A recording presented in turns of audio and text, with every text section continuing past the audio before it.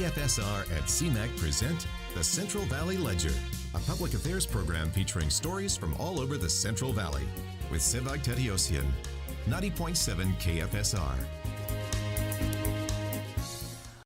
Welcome to the Central Valley Ledger, a show highlighting community members that have a positive influence on the Valley. I'm your host, Sevag Tateosian. We're recording out of the beautiful downtown Fresno studios of the Community Media Access Collaborative in Fresno, Clovis. And we're broadcasting on 90.7 FM KFSR and CMAC's public channel.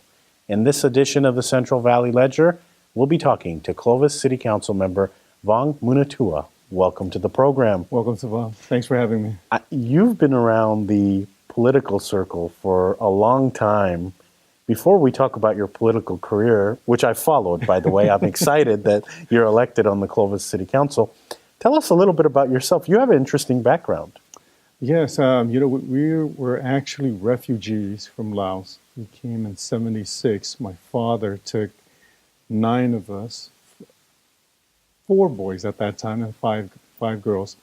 And then my brother was born about 6 months when we got here. And so, all of us sort of just not even first generation. We were truly refugees from Laos. Yeah. So you were a baby, I presume. Yes. You were younger when you came. How has that influenced? How have the stories of the struggles of being a refugee influenced your life? I compare it to stories of any family that has come, because the way my father told it is, don't forget why we came to America. We came here so that you would have a life. We left because Laos fell to communist rule. And so if you ruin it, you can only blame yourself. And so always remember that you're here for that opportunity and that you must make something of it. And so it's always remember that this is your chance. This is your chance. And so, he would tell us about, how they did not like communist rule. They would leave if Laos ever fell, and that's why they left, because Laos fell. Yeah. How proud was your dad, or how proud were your family members when you got elected to Clovis City Council? I imagine at the Mouanoutoua house there was celebration. Yeah, probably. I don't know if you know immigrant or first generation families. The father who is proud is the one who says nothing, right? It's only when you get in trouble, then you hear them. So when he said nothing, I knew he was happy. And so in the studio now, you've brought your daughter who's Yes. watching this broadcast. Are you telling her the stories? Yes. She has a misconception, or she thinks we live like in the jungles and we had nothing. But I'm telling you, your grandfather was a magistrate of the court. He was the first one to be educated. He left home, just like how you would leave home to go to college. That was the true first generation to be educated in the Mouanoutoua family. And so letting her know that those are values that, we're going to instill in them so that they appreciate, it wasn't long ago. You were just there. And so that they remember that, their roots and their heritage. Why did you become active in politics? And I ask you the question because I've known you for a long time. I think we met 10 years or 12 years ago. Over 10 years ago. What got you, and back then we were talking politics too, so what got you so interested in politics? Within the Hmong culture, all Hmong parents, at least my dad's generation, they would always tell you, go be an elected official, because it was honorable. It was an honorable profession. If not, then go be good, be honest, and go, make a good living. But being a politician was always one of the professions that they would always instill in you.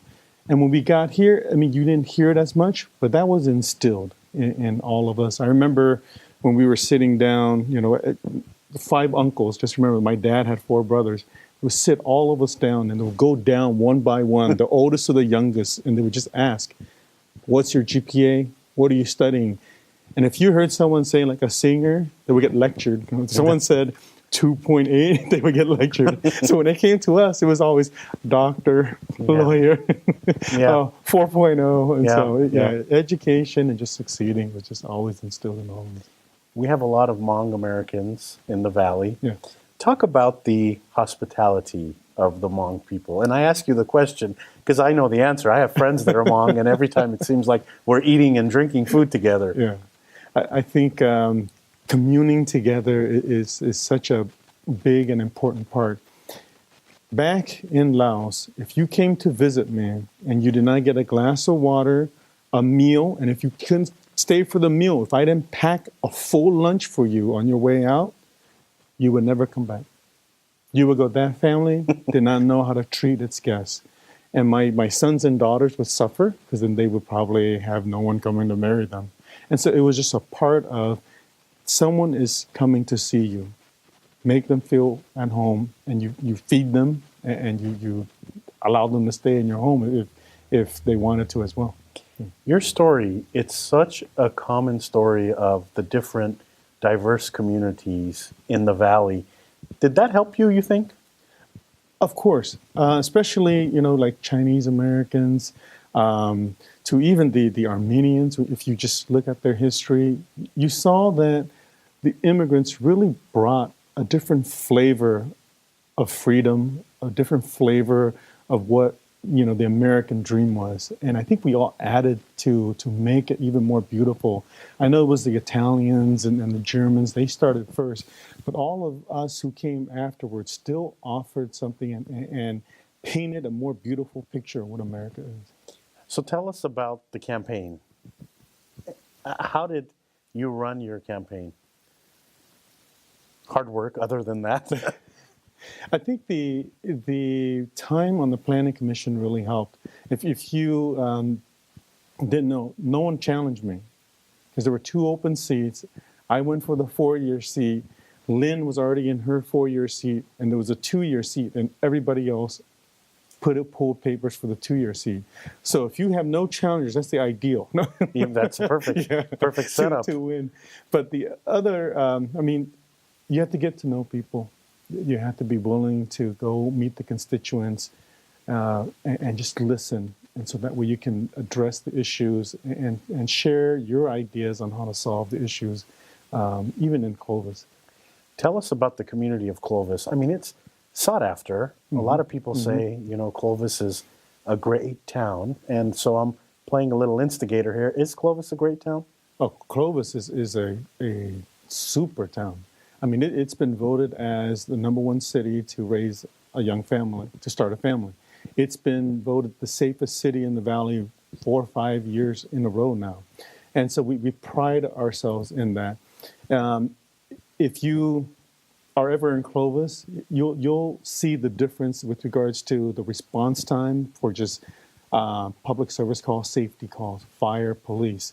And so we pride ourselves in answering in going the extra mile. I mean, we have stories of city workers, public works workers, coming to save little ducks in a manhole, and making sure the children are safe. And so they go out of their way to just make it so that way people still have that small town feel.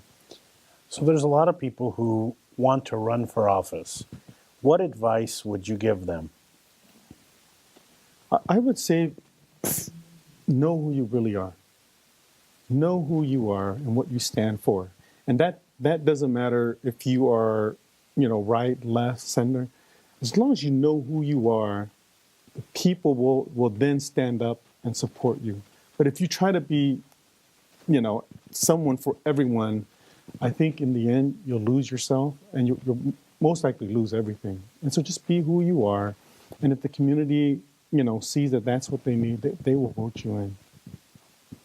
How did you walk precincts? And if so, what were people telling you? We didn't walk as much because we weren't challenged, but we fundraised and we met community groups. And so even being unchallenged, we outraised all the other candidates. Okay. And so because we went to meet with citizens, Clovis is run pretty well. I think what they were saying most is make sure it's still safe. Make sure we have good relationships with the school district so that way families still feel like, this is the best school district. And not only that, the council was slowly not being as visible as out in the community because there hasn't been an election in over 3 election cycles. And so they wanted council members who would just be out in the community. How do you think your education helped you? And I'm asking you for a reason because you and I share a common school. We went to San Joaquin College of Law. We got law degrees, but we didn't go the legal field. How has that legal degree helped you? I think it helps us in the way we process information, the way we think, but it also gives you, what is it? Approval out in the community. Because they know now, he can think, okay? They know, especially being a minority, especially, being someone new to the community, if you have your credentials, at least it makes it where now, okay, he spent some time. He's done his homework. Yeah, so it gives you that credibility. So you decide to run for office. What are some of the first things that you do? You went and you filled the paperwork out. Yes. And then you talked to your family, or did you do that before? Always talk to your wife first, as you know. I think when I spoke with my wife, we sat down and I told her, Nathan won. It's going to open a seat. And at that time, Harry's seat wasn't open yet. So I said, let's spend some time. Let's pray about it. Let's meet with my brothers and sisters and my mom and dad and have them pray about it. And if it's meant to be, we'll know. And she said, if you go for it, I'm behind you. And, I understand that the campaign trail, you'll be pulled away from the children, but I'm here to support you. And I owe a lot to my wife and the kids for understanding. And I always say, I appreciate the fact that the kids can just be kids and not have to worry or say that their dad is this or that. Yeah, just so that they don't even think about it, so they can enjoy their life. Yeah. So let's talk about Clovis a little bit more. There's a lot of building going on out there. If you take Ashland, if you take any of these major streets and you head east, you're going to run into a development, whether you like it or not. Talk about the infrastructure. Is it there for all these buildings? Everywhere that you see building, the infrastructure is already set. So in the southeast, we call it the Loma Vista sort of community area. It is based upon sort of like a square block, community park in the middle, trails from the 4 corners going into it, and having, trailed, kind of like a walkable community. And so it's all been planned, and we are almost at 60% build out. When we are there, then the northwest is our next area, and that the infrastructure is already reaching up there. We're taking our purple pipes, which is the recycled water, to get up there, and then that will be starting to be built out. But we haven't forgotten sort of your southwest and the core, which is Old Town. We just approved the Old Town, sort of the central Clovis specific plan to improve it even better, to give parking, to make sure that the Old Town identity is not lost as we continue to grow. Speaking of Old Town, you do have, what's going on in Old Town? There's some exciting stuff going there. I see Realty Concepts is building something. Mm-hmm. So we have 2, we call it the Century Plaza. So we have the Century, sort of the oak tree signifying the 100 years of Clovis.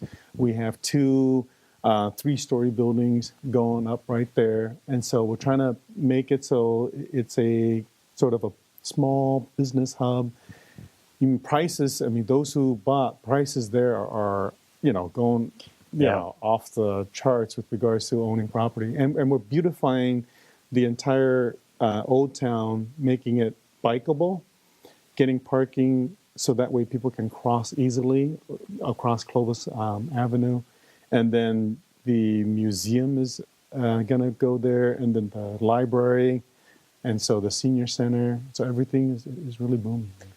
How would you encourage people to move to Clovis? I live in West Fresno. I love my neighborhood. I'm very comfortable in my neighborhood. How would you sell someone like me to say, come to Clovis? Or do you even want someone like me to come to Clovis? Well, we would love people like you in Clovis. I would say, if you're a businessman, you want to go to Clovis because you want it to be safe. Businesses need safety. Families want to go to Clovis. Why? Because it's safe. You leave your door unlocked. You can walk with your child along all the trails. They're all interconnected. And you can shop now in Clovis with Sierra Vista Mall, how it's starting to boom. And then with the Northeast, where we're going to, really make it a young millennial type development there with mixed use across from the City College in Clovis North. I mean, that's the place to be where you can be safe. And then lastly, the school district. The school district and us work hand in hand. And so if you want good schools where, parents are involved, parents, want to see their children succeed, still one of the top school districts in the nation. And so with those things, if you care enough, you'll go, oh, maybe, that might be a place. And your home values will be higher after you buy. What was interesting to me is the school district races had more candidates than the city council races this past election in Clovis. Did you find that odd? And what were your thoughts about that as an insider, I'm going to call you? The school districts had issues that pulled at the heartstrings of the residents or the citizens. And so that's why there were a lot of interest. But the city overall is run pretty well. And so you sometimes forget that there's a council. And I think when you forget that there's elected officials, it's good for the citizens in that, okay, he's not doing it for himself. He's not pushing this and that. And so that's why there wasn't as much interest, unless you're like a political junkie like yourself who would go, okay, the election's coming up. I mean, we had 13% turnout for the Clovis City Council race. Wow. That's wow. So low. Yeah. That's interesting. See, I would have thought you would be in the 20s or 30s. No, but it was a low turnout. Mm-hmm. Interesting. And so that's why, so it wasn't a surprise. Yeah. What are your goals while on council? Clovis does things well, like I keep saying. And one of my goals is to maintain success as you grow is success in itself. And how do we, meaning the council, maintain that success? And so we're going to build, for example, the budget is going on right now. We want to maintain that emergency reserve. So we increased it from 11% now to 17%, and now we're trying to reach 25%. And an emergency reserve. Yeah. So that's money, I don't mean to interrupt you, but I think that's fascinating that's money that is just sitting there just in case the economy tanks. Yes. That it's there for you to fill different needs. Yeah. So if parks had a major issue this year, I mean, it does take, a 4/5 vote. There's 4 or 5 of us on the council, but it does take 4/5 vote to move that money to help any need within the city, any city services. And Clovis, the city council, is a part-time position or for full-time position? It is a part-time position, so all of us still have our day jobs unless you're retired. And we meet the first 3 Mondays of the month. The 4th Monday is usually off, but if there are large agendas, we still meet on the 4th Monday of the month. Yeah. What can people expect at the council meetings? I mean, what's your general items that you talk about? A lot of land use items because development happens. A lot of reports from the departments with regards, if they want to know finances, it's reported at least once a month with regards to here's where, the assets are, our projects that are going to take some expenditures. The public, if you come and you address the council that evening, we will connect you immediately with staff. So that way you leave knowing your issue is going to be listened to. We can't make a decision, but we will connect you with the staff. So that way you'll know where you can go. So for example, someone came in and said, we want a dog park. Okay. We can't make a decision, but go talk to our parks director. Yep. They'll tell you this is where this potentially, where it's going to go. And the citizens were, at least they know, okay, we're happy. We're going to go there. We see a face of the person we need to talk to. Yeah. And that's just during public comment for open public general comment. And we listen to the citizens and see what's there. The more we can get them involved, I think the better we have a feel for what the citizens need in Clovis. Share with us a little bit about your outside career, I want to say, because you're a part-time council member, and I say part-time because it's a part-time position. You also work at EOC, and then you're also a teacher at Fresno State. That is correct. Tell us about your EOC job and your Fresno State job. Okay, at EOC, I'm the solar director, in charge of a $10.5 million grant that installs solar on low-income homes. And we are, I keep saying this to all the other solar companies, we are the only true free solar company. In that we install today, and tomorrow there's no lease, there's no lien, you can sell your home. And so, but you have to be low income and owner occupied. And we install all the way from Sacramento down to Orange County. And so that's sort of my day job. And then at night I have the city council, and I also teach at Fresno State, where I teach in the Hmong minor program, where we just started the Hmong minor, the first of its kind west of the Mississippi, especially in a community where there's over 30,000 Hmong here in Fresno. And so I teach sort of the first class in that course. And you said something about solar that's interesting. You have to be low income to get the program. What are the income thresholds? Is it the federal lines? It's a state. So this is a state program. So as long as you're 60% of the state median income, you qualify. What a fabulous program. It is. If you're especially, we've actually helped a lot of seniors who actually, they have a lot of medical devices. They need, cool air, all that kind of stuff. But they own their homes, but their income is so, sort of a set income. So we've been able to help. In the grant, we were able to put also new roofs on certain homes, new electrical panels, because a lot of the homes are older. So, we were able to help a lot of low-income folks just to, free up some excess cash from their energy bills. Why do you do what you do? I mean, I've known you now for a long time, and you're always running. I mean, we're always bumping into each other at events or something where you're going one way and I'm going the other.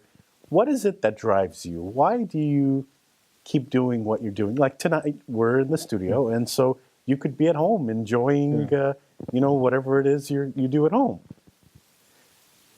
I mean, I say it's my faith, but I think my faith leads to everything I have, America gave me.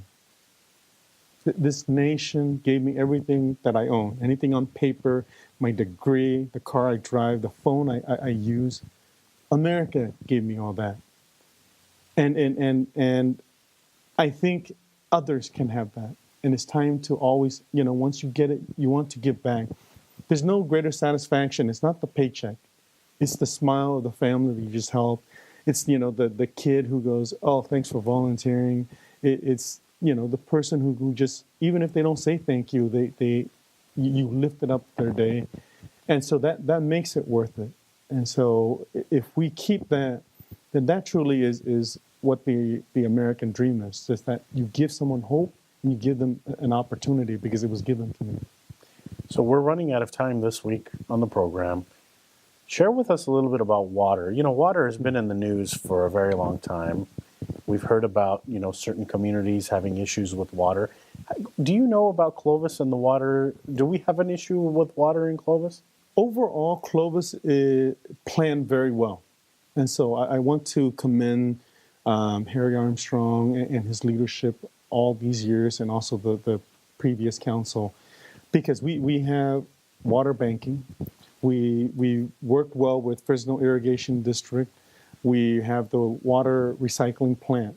And so because of all that planning, we have, ample water to grow within the spheres that we have. There are communities that are still within the county who want to be annexed into the city just because their wells are being dry. We have not dug a well, I don't want to quote the years, but for a while now, just because of all the planning. And so we have not tapped into the groundwater at all. So looking at the future for the city of Clovis, is development still on the horizon? I mean, is your city still growing, and are you expecting to get people from out of town to move in, or What's the situation? Yes, I mean, if you just look at the last couple years, most of the growth has been in Clovis, even though the city of Fresno is probably 2-3 times larger than us. Most of the permits pulled are all, pretty much all in Clovis. And so we still want to grow, but as we grow, we have to grow smart. We have to grow, have quality in the projects that we develop. And so we have to hold the developers accountable, going, we can build your project, but we have these, guidelines too. And I think we have that good working relationship where they know the staff will work with them. They know that the council will hold everyone accountable.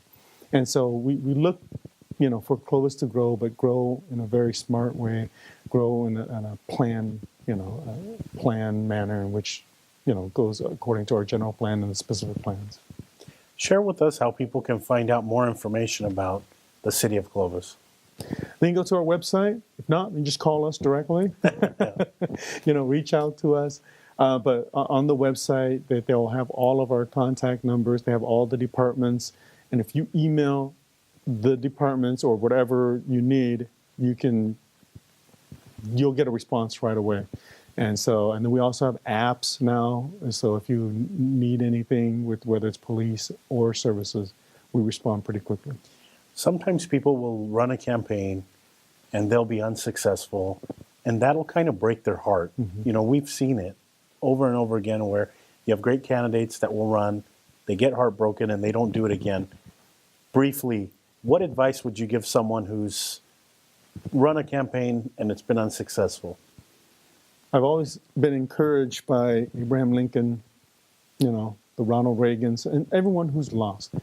I just say, if you lose and you quit, then the young child who was hoping for you, their dreams may die with you. But if you keep going, you give hope to those who look up to you and to those who will follow in your footsteps. Yeah.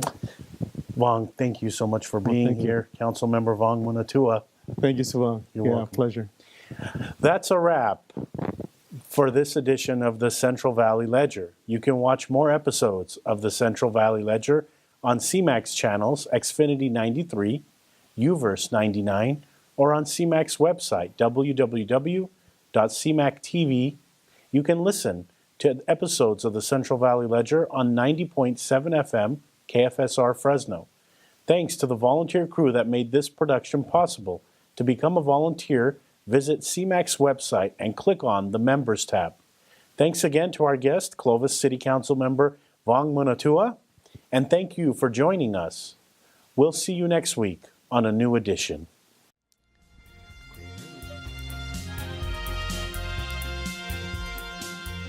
KFSR and CMAC present the Central Valley Ledger every Sunday morning at 11:30. For a complete program schedule, visit kfsr.org.